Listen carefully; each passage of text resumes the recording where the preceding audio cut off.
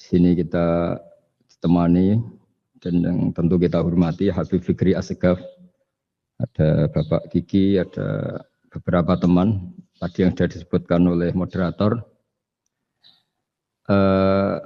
Langsung saja sesuai tema bahwa kita akan menjadikan tauhid sebagai sumber inspirasi bangsa atau sumber kekokohan bangsa atau sumber ketahanan NKRI.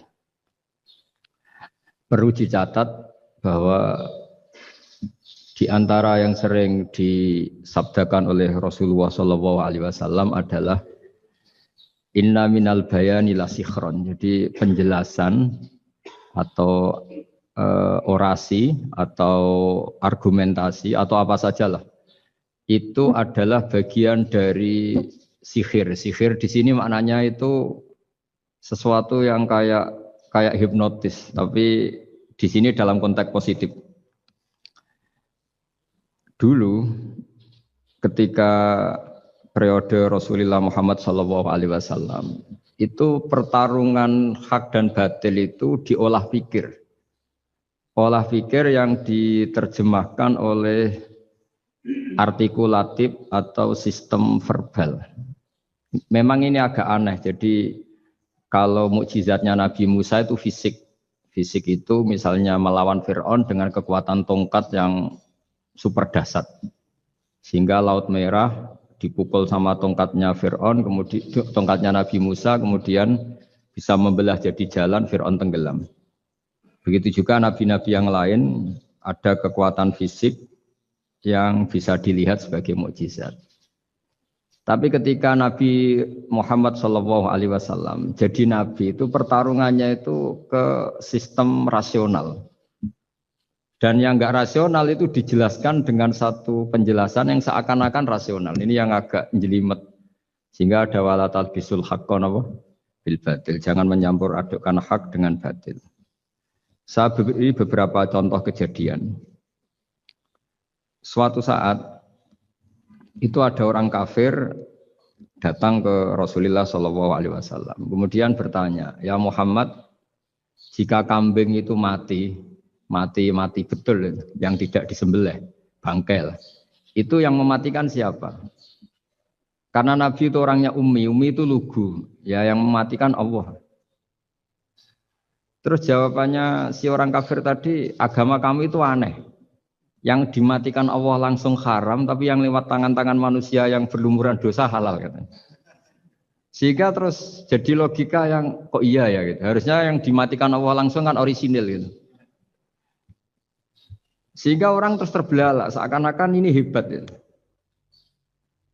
Dan resikonya Nabi Habib Fikri, resikonya itu enggak boleh fahisan mutafahisan.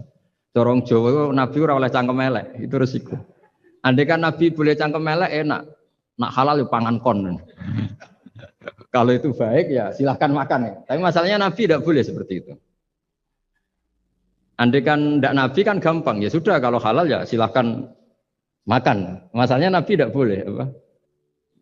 Tidak boleh berbicara kasar. Tidak boleh berbicara buruk.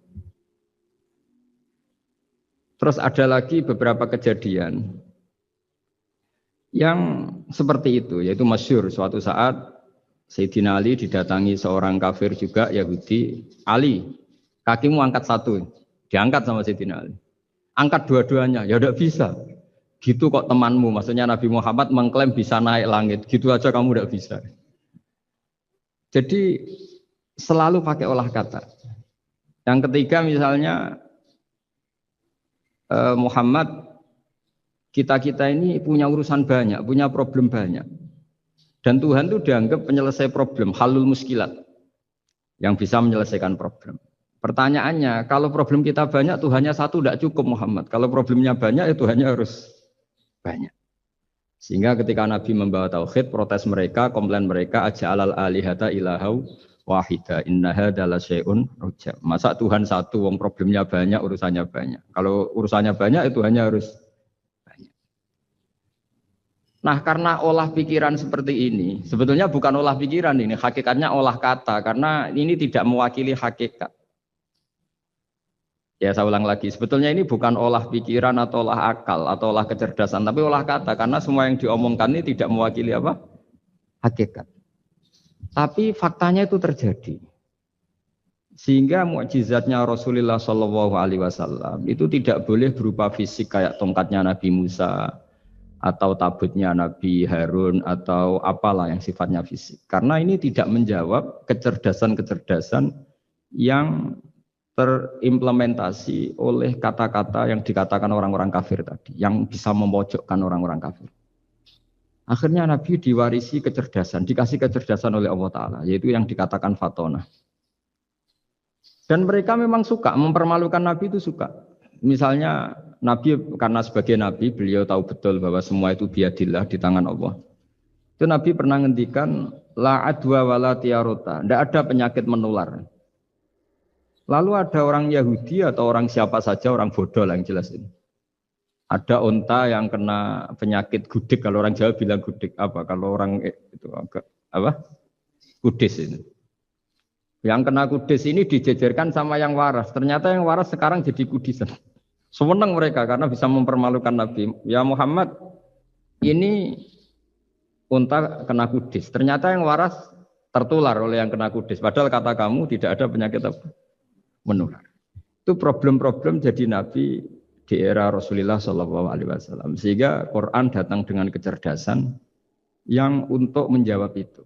Makanya Nabi tidak pakai mukjizat fisik, tapi mukjizat logika.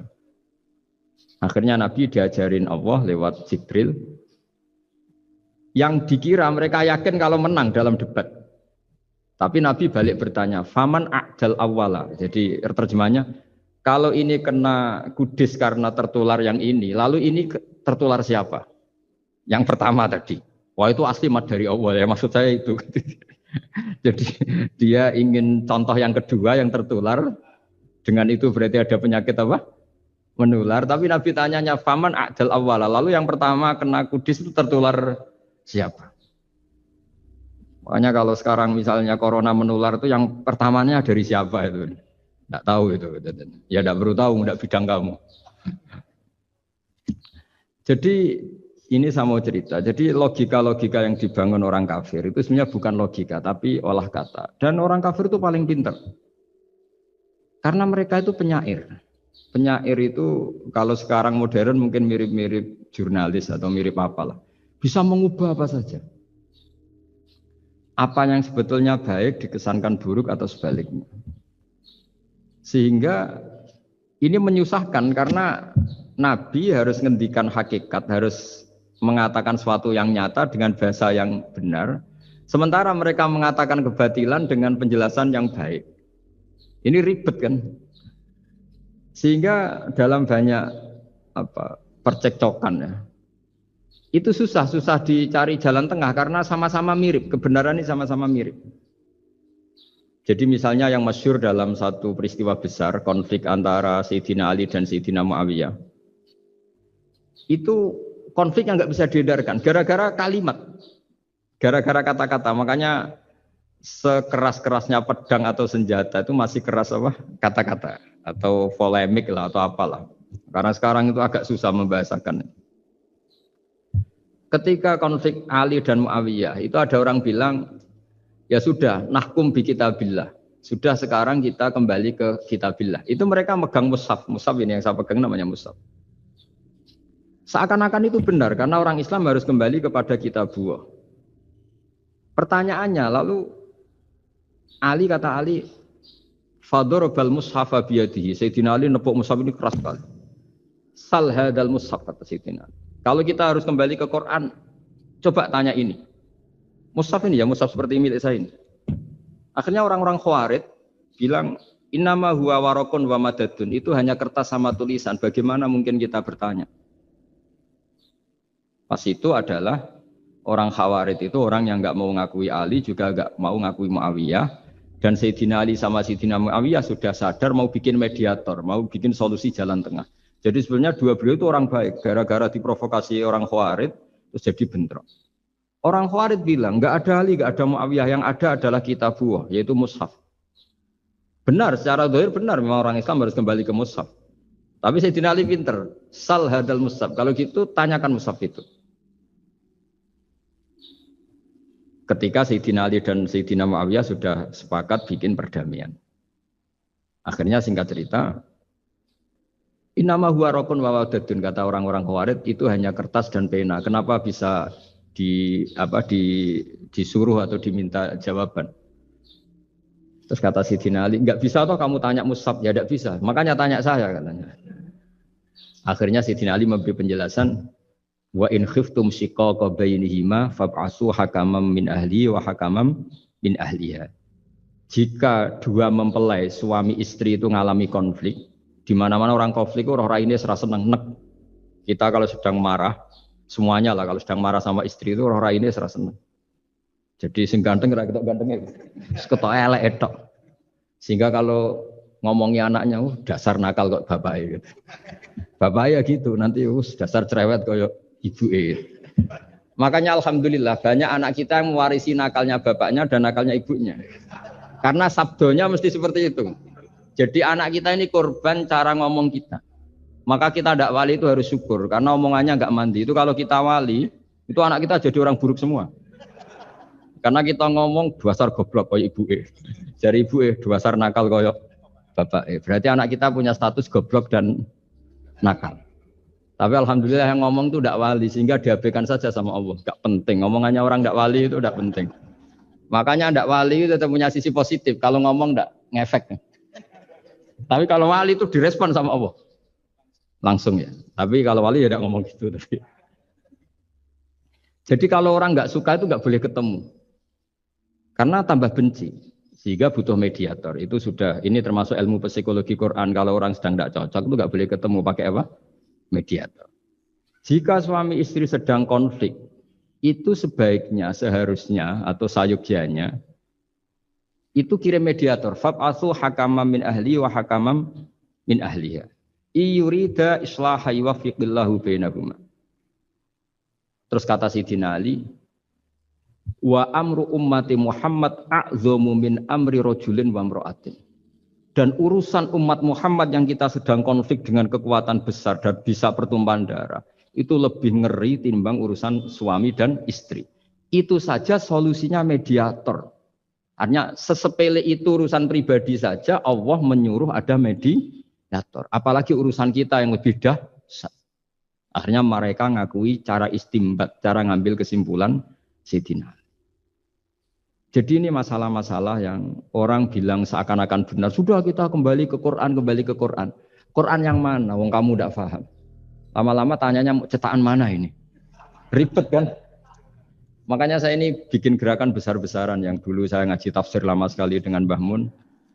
Ngaji sama bapak saya, sekarang alhamdulillah sering diskusi sama Pak Quraisyab. Karena kita ini butuh dan saya punya teman akrab Gus Zofur juga doktor tafsir.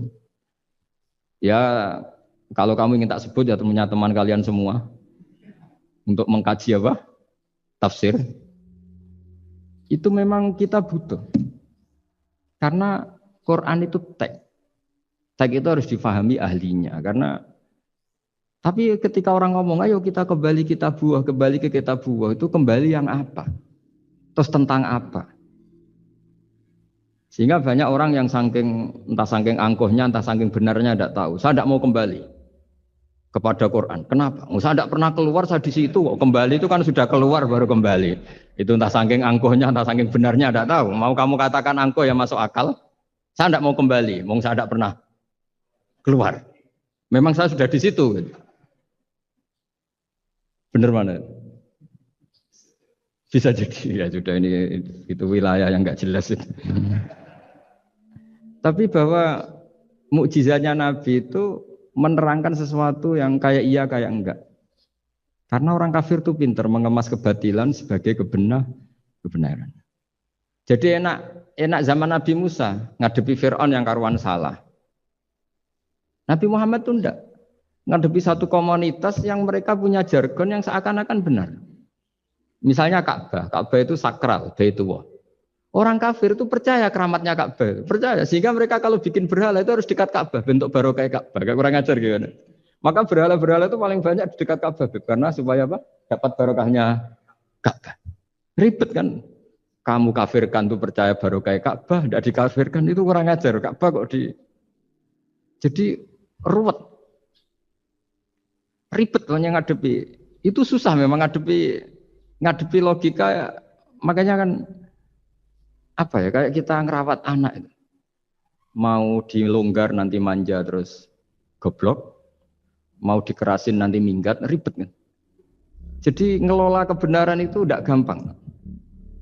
Lalu Nabi datang bil haqqil bayyin, dengan kebenaran yang nyata. Dimulailah dari surat diantaranya lam yakunil ladzina kafaru min ahlil kitab wal musyrikin munfakina hatta ta'tiyahumul bayyinah. Bayyinah itu siapa? Rasulun minallah yatlu suhufam tahara. Orang-orang kafir baik berkategori ahli kitab yaitu Yahudi Nasrani maupun yang berkategori orang-orang musyrikin yaitu orang-orang yang menyekutukan Allah yang non samawi, yang tidak punya kitab samawi. Itu tidak mau tercerabut, munfakin itu tidak mau tercerabut dari akar mereka hatta ta'tiyahumul bayyinah. Sehingga datang kebenaran yang begitu nyata, begitu jelas. Saking jelasnya siapapun mau tahu. Dan enggak bisa dibatalkan oleh apapun, termasuk oleh perilaku sosial. Siapa itu? Rasulun minallah yatslu suhufam mutahharah. Itu yaitu Rasulnya Allah yang membaca lampiran-lampiran suci, yaitu Quran. Sehingga Nabi datang dengan analogi pembanding. Orang-orang yang berpikir Tuhan harus banyak karena urusan itu banyak, problem banyak. Lalu Nabi bikin analogi. Andaikan kamu sebagai pembantu yang punya majikan banyak, perintahnya beda-beda. Kamu mau enggak? Ya enggak mau, enggak enak Muhammad kalau punya bos banyak. Perintahnya beda-beda, semuanya egois harus dituruti. Enggak mau. Enak mana sama punya majikan satu? Enak satu Muhammad. Ya sudah, Tuhan kamu itu majikan kamu. Kalau banyak-banyak bingung kamu perintahnya banyak nanti. Terus mereka mau, ya sudah Tuhannya satu saja. Jadi karena mereka mau enggak mau, harus berpikir kalau Tuhan banyak berarti perintahnya banyak, memuaskan satu Tuhan dibenci Tuhan yang lain, memuaskan yang lain dibenci yang lainnya, pokoknya ribet. Hari ini minta dilayani, Tuhan yang satu minta dilayani, itu kan ribet. Jadi Nabi itu pakai logika yang gampang. Makanya ketika Allah menjelaskan itu, ngendikan Allah dorobawa masalar rojulan fihi syuraka umutasakisuna wa rojulan salamal dirojul hal yastawiyani masalah. Alhamdulillah Allah bikin satu perumpamaan. Ada orang yang punya majikan banyak, yang satu punya majikan hanya satu.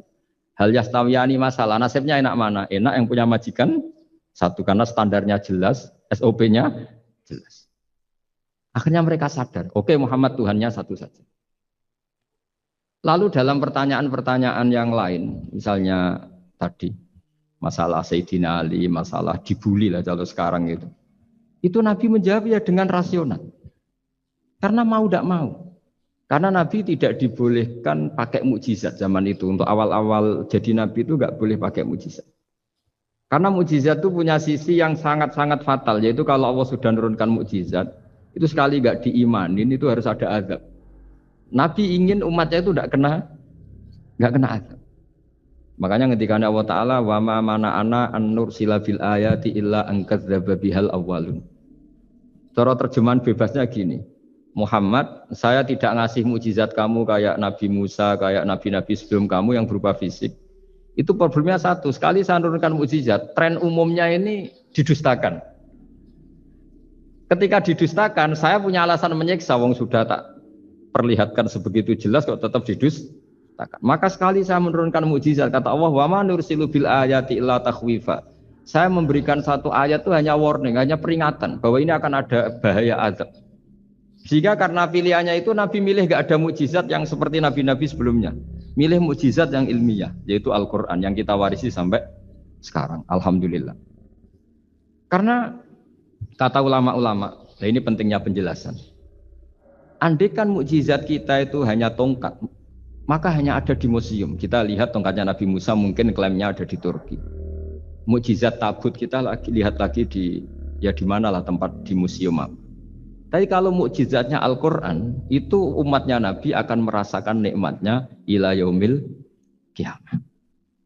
Misalnya kita dalam bersuami istri atau dalam berkeluarga atau dalam bermasyarakat. Itu Quran kalau nasihati kita gampang sekali. Misalnya wa ashiruhunna bil ma'ruf. Fa in karihtumuhunna fa asa an takrahu syai'a wa yaj'alallahu fi khairan katsira.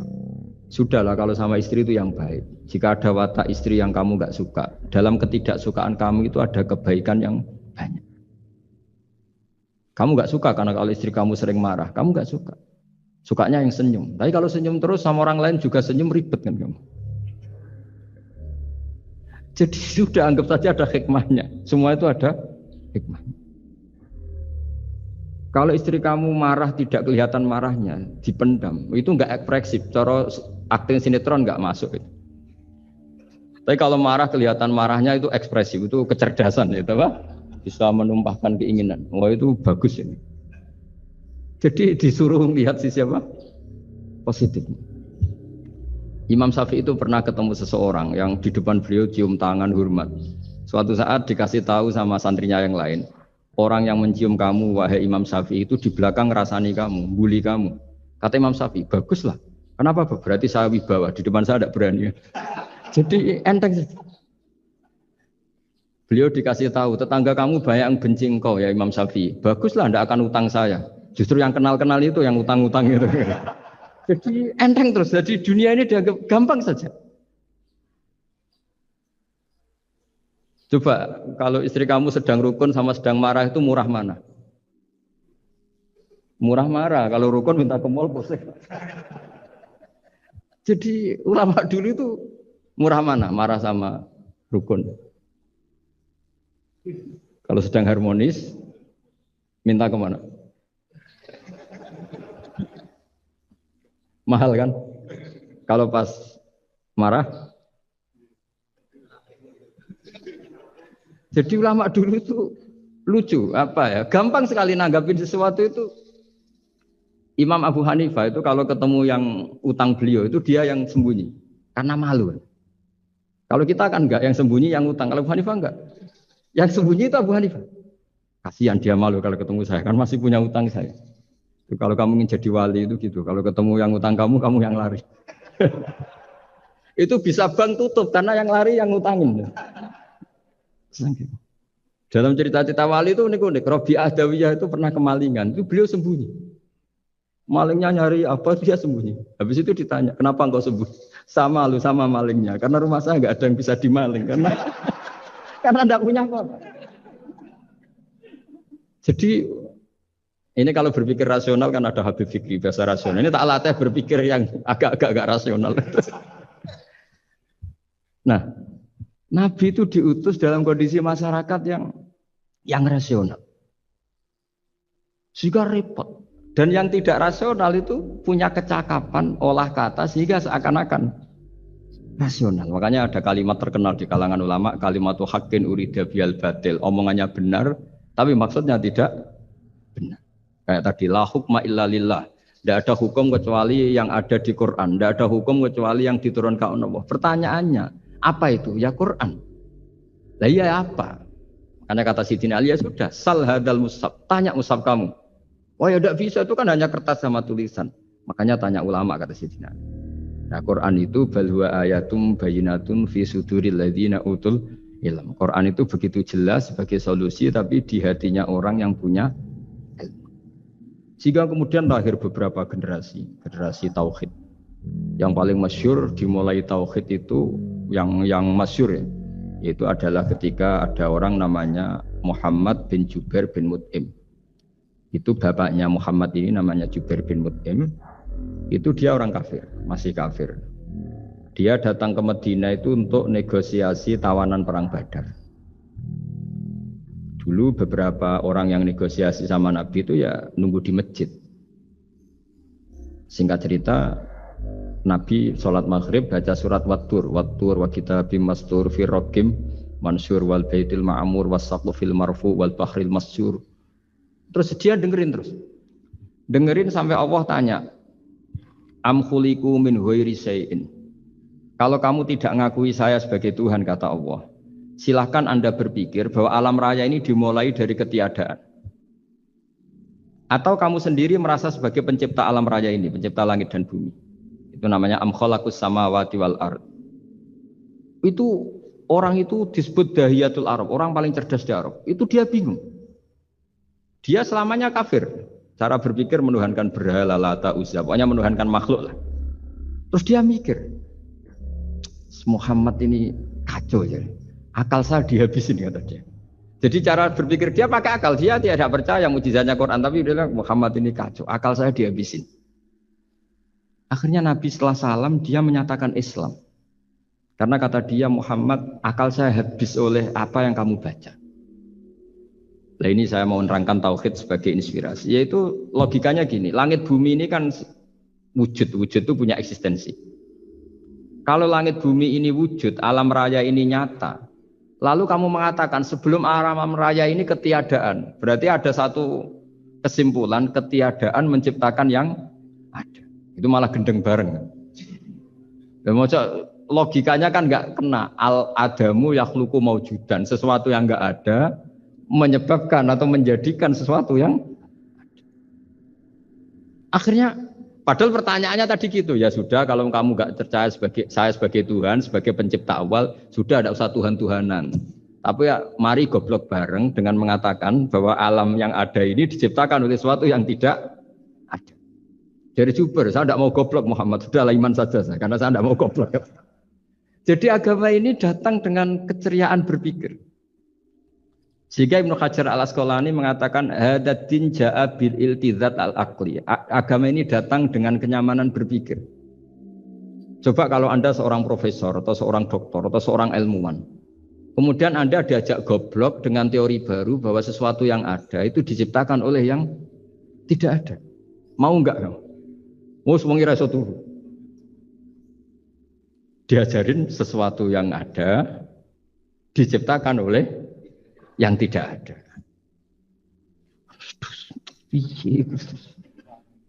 Kak keren lah. Gak boleh ya, sudah. Jadi tauhid itu. Nah, kemudian lahir ulama-ulama baru yang cara ngarang sama. Ini kitab yang dulu saya ngaji sama Syekhina Kiai Maimun Zubair Mbah Mun. Itu kemudian ulama-ulama baru, kata Yai Mbah Mun itu juga bapak saya sering pesen, orang itu harus tahu zaman. Menerangkan tauhid itu kalau ulama dulu itu dimulai dari kalimat yang mungkin yang ngaji saja bingung.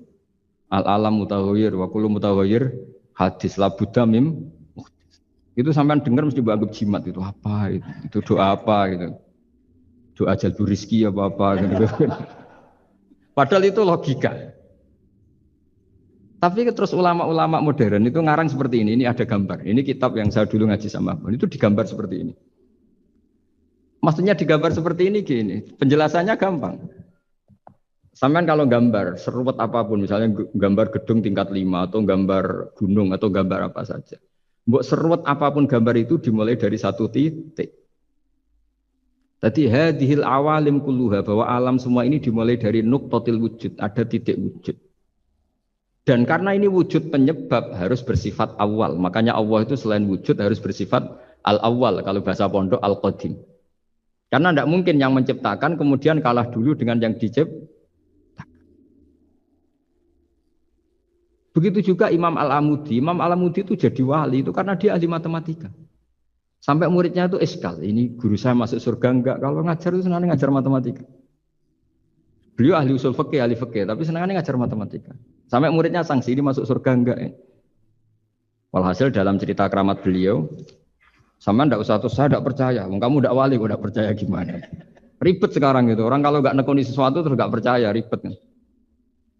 Itu beliau masuk surga itu dijamin dapat surga itu karena ngajar matematika. Tapi di hati beliau hanya satu, matematika adalah satu ilmu yang dimulai dari angka 1. 0, itu tetap dimulai dari 1, nggak bisa.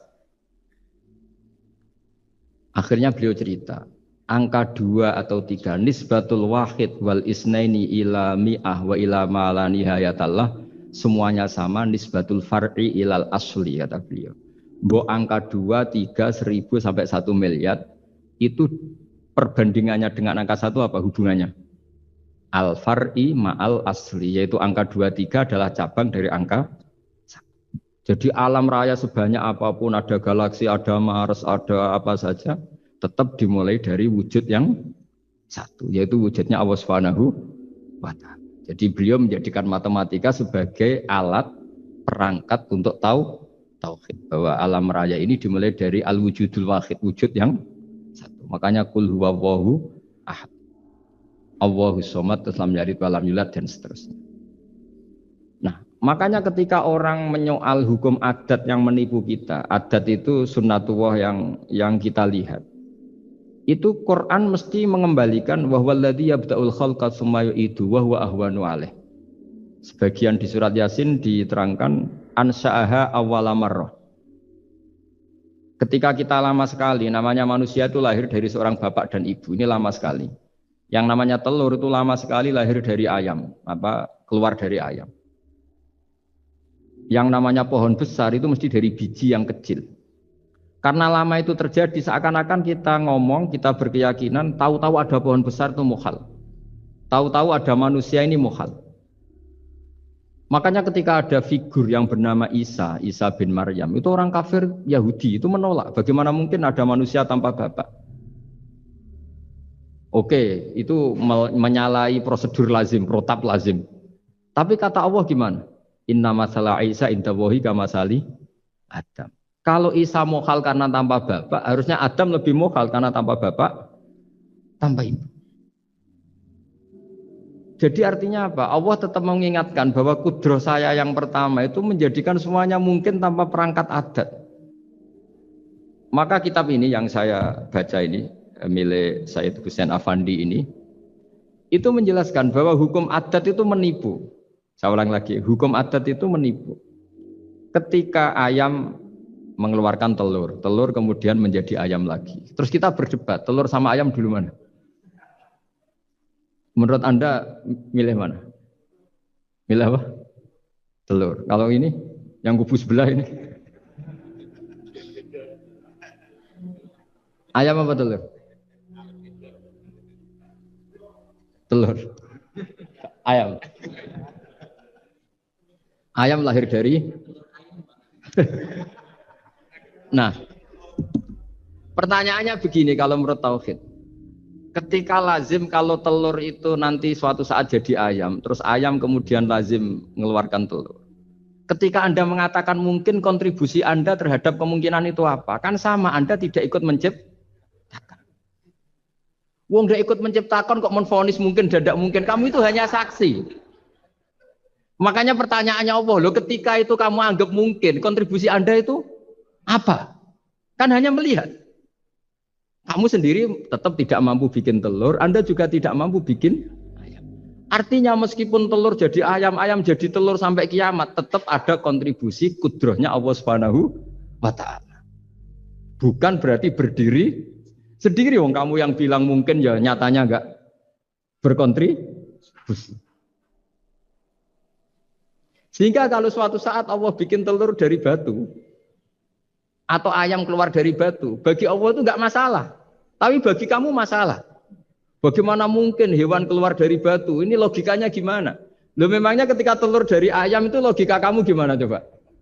Kamu ikut bikin enggak? Nah ini di sini pentingnya mukjizat. Akhirnya Allah bikin mukjizat, ada satu onta besar keluar dari batu, yaitu mukjizat Nabi So. Kamu memasalahkan, ini gimana onta kok keluar dari batu? Lalu kalau Allah tanya kamu, gimana telur keluar dari ayam? Loh ini biasa Gusti mungkin, memangnya kamu bisa? Berarti bagi orang yang tauhid, yang wali, keluarnya ayam dari telur sama onta dari batu itu nisbatnya sama. Sama-sama semuanya di luar kontribusi kita. Kenapa yang satu kamu katakan mungkin, yang satu kamu katakan tidak mungkin? Toh kamu sama-sama tidak terlibat. Itu cara berpikir tauhid. Artinya apa? Orang-orang wali atau orang-orang alim meskipun melihat telur keluar dari ayam tiap hari tetap subhanallah, subhanallah, Allahu Akbar. Karena ini keajaiban. Tapi kamu kan enggak taunya ajaib itu yang aneh-aneh itu. Makanya banyak cari kiai aneh yang gondrong, yang enggak pernah mandi gara-gara kamu tuh suka aneh itu gara-gara. Dong ini ya. Dong itu tahu ya. Jadi buat sesering apapun alam raya ini ada siklusnya, biji jadi pohon, pohon kemudian mengeluarkan buah, ada biji, semuanya yang berkontribusi hanya kudrohnya Allah Ta'ala. Tidak mengikat Allah, Allah bisa bikin tanpa itu semua. Makanya Allah selalu memperbarui mukjizatnya, termasuk ada onta besar keluar dari batu, yaitu mukjizatnya Nabi Soleh. Kamu nggak boleh menyoal ini mukhal gimana? Karena itu nggak mungkin. Ukuran nggak mungkin apa? Kamu nggak bisa bikin kan? Sama telur keluar dari ayam kamu bisa bikin. Sama-sama enggak. Nah di sini pentingnya ngaji ya. Makanya Allah ngendikan innallaha la yastahyi ayyadriba masalam ma ba'udatan fama fawqa. Allah itu tidak malu bikin contoh nyamuk. Karena nyamuk ini mukjizat yang besar. Sudah hewannya kecil, di situ ada ususnya. Ususnya ada uratnya. Coba kalau kamu bikin nyamuk itu. Kalau yang santri agak nakal itu ya ada alat kelaminnya, ada uratnya. Coba jenengan bayangkan nyamuk kecil kan? Itu ada uratnya enggak? Ada ususnya ada uratnya. Uratnya ada bakterinya. Pusing kan kamu? Jadi sebetulnya ayat Allah yang dasar itu bukan dinosaurus tapi nyamuk. Bikin uratnya dinosaurus masih gampang, hewannya besar paling uratnya segini. Itu pesan di Juwana bisa lah. Tapi kalau pesan organnya apa? Nyamuk. Perutnya seberapa, sudah gitu dia di dalamnya ada calon anaknya. Lebih kecil, banyak lagi jumlahnya, coba. Nah ini agama ini datang dengan akal. Jadi kelihatan ada mukjizatnya Quran karena menyontohkan nyamuk. Dan kelihatan mukjizat kalau dijelaskan pakai logika. Itu kayak apa susahnya bikin nyamuk. Sudah kecil, ada organnya ada uratnya, uratnya ada kumannya, kumannya ada uratnya. Pusing enggak? Makanya tidak ada kampus yang siap memaklumatkan diri sanggup bikin nyamuk. Karena ya enggak sanggup tadi. Lah itu mukjizatnya Quran. Jadi agama ini ketika ulama-ulama ja'a bil iltizazil aqli. Agama ini datang dengan kenyamanan berpikir. Makanya kita nanti kalau mau mati itu yang seneng saja. Kita tidak tahu caranya hidup, tahu-tahu lahir, tahu-tahu hidup, tahu-tahu punya hutang, tahu-tahu banyak masalah, tidak tahu kita. Nanti kalau mati juga gitu, nggak ingin mati tahu-tahu mati. Nanti nggak tahu-tahu bangkit. Makanya sudah alaiha nahya wa alaiha namut wa biha nubasu insyaallah taala minal. Makanya kata Sidina Ali kalau ada orang susah hidup, kamu lahir keinginan kamu apa keinginan Allah ya? Keinginan Allah. Kamu mati, misalnya orang frustasi ingin mati ya tidak bisa mati. Kalau Allah tidak menghendaki ya tidak mati. Ya sudah. Zaman kita hidup ya tidak bisa mengelola kehidupan ini ya sudah. Kalau mati juga tidak bisa mengelola kematian ini. Makanya terus kita diajarkan inna sholati wa nusuki wa mahyaya wa mamati lillahi rabbil alamin. Berhubung kita tidak tahu ya sudah hidup kita, mati kita semua di tangan Allah. Sudah kita pasrah saja. Senaik jamnya mati aja, serasa pamit sudah mati aja, sudah gak ribet. Makanya wali-wali itu ya biasa ngelihat kematian itu, bukan karena yakin pasti masuk surga ya enggak. Kata wali-wali itu di dunia ya Tuhannya Allah yang ngurusi kita ya Allah, nanti di akhirat ya sama. Itu tauhid ya. Jadi saya ulang lagi ya, jangan terjebak hukum adat. Karena dalam hukum adat itu sebenarnya Anda tidak aktor tapi hanya saksi. Yang namanya telur keluar dari ayam, ayam mengeluarkan telur. Tapi sebetulnya ini tidak mengikat. Allah bisa saja bikin hewan dari yang lain. Kayak tadi mengeluarkan untanya Nabi Soleh dari batu yang apa? Besar. Ya wah itu mukhal, bagaimana mungkin? Nah memangnya ayam jadi telur, telur jadi ayam, Anda ikut berkontribusi kan enggak? Andai kan Anda menyaksikan kudrahnya Allah Ta'ala di semua kejadian, yaitu Allah bisa bikin nyamuk, nyamuk ada organnya, organnya ada uratnya. Dengan reputasi seperti ini, maka kita akan mensifati Allah, innahu ala kulli syai'in qadir, bahwa Allah bisa melakukan apa saja. Wa huwa ala kulli syai'in qadir, diulang-ulang. Sama Indonesia yang sekarang seperti ini, yang kata orang ada yang bilang terbelakang, ada yang bilang tertinggal dari Eropa. Mungkin dalam kudrat Allah untuk bikin Indonesia lebih makmur dari sekarang. Bisa mengalahkan negara-negara yang jadi kalau kamu ingin, tapi Indonesia banyak masalah gini-gini, bagi Allah mudah saja menyelesaikan masalah.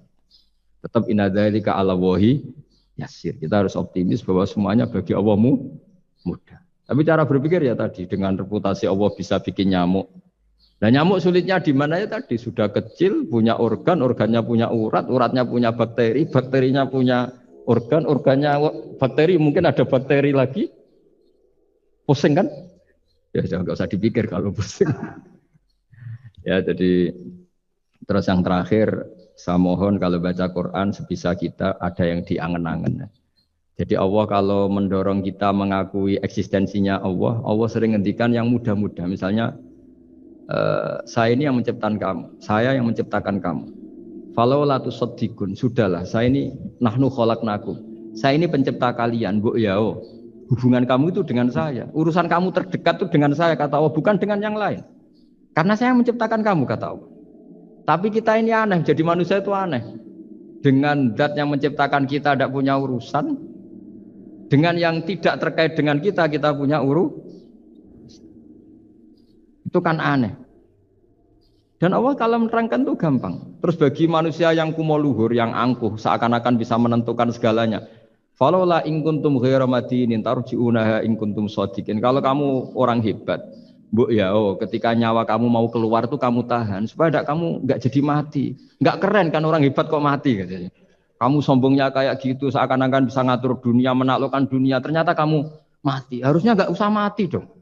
Kata Allah, falaula in kuntum ghairu madinin tarji'unaha in kuntum shadiqin. Makanya falaula idza balaghatil khulqum wa antum khina idzin tangdur. Mbok ya orang-orang yang keren, yang merasa hebat, yang biasa ngatur dunia, mbok ya ketika mati itu jangan mau. Ya, ini sensitif wilayah. Ya saya kira demikian ya, semoga lewat ngaji ini kita kembali ke tauhid yang benar lewat penjelasan-penjelasan yang akli, yang rasional. Saya pastikan agama ini datang dengan al-iltizatul akli, kenyamanan berpikir.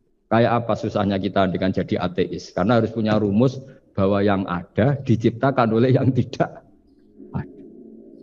Itu kan jadi aneh. Makanya ukuran iman, salasun mangkunna fihi wajada halawatal iman. Ciri utama iman itu nyaman, halawah itu manis. Karena ya itu tadi apa yang dibawa oleh Quran dan hadis sesuai akal kita. Maka masyhur di kalangan para ulama ada pepatah, laulam yakun maja'a bihi Muhammadun dinan lakana fi aqlin nasi hasanah. Kalau saja Muhammad tidak maklumatkan kalau ini agama, akal pun akan setuju bahwa yang dibawa itu hal yang luar biasa. Karena agama ini tidak lam yusodim al-aql, agama ini tidak akan menentang akal. Liqaumi ya'qilun liqaumi yatafak. Kalau ada orang bilang akal saya itu menolak faham agama, itu akalnya yang perlu dicek. Ada masalah itu pasti. Ya, saya kira demikian. Assalamualaikum warahmatullahi wabarakatuh. Terima kasih sudah menonton channel Kajian Ilmu Religi. Semoga membawa keberkahan dan kebermanfaatan untuk kita semua. Jangan lupa like, share, dan subscribe channel Kajian Ilmu Religi. Tayang setiap hari jam 12 siang dan jam 9 malam.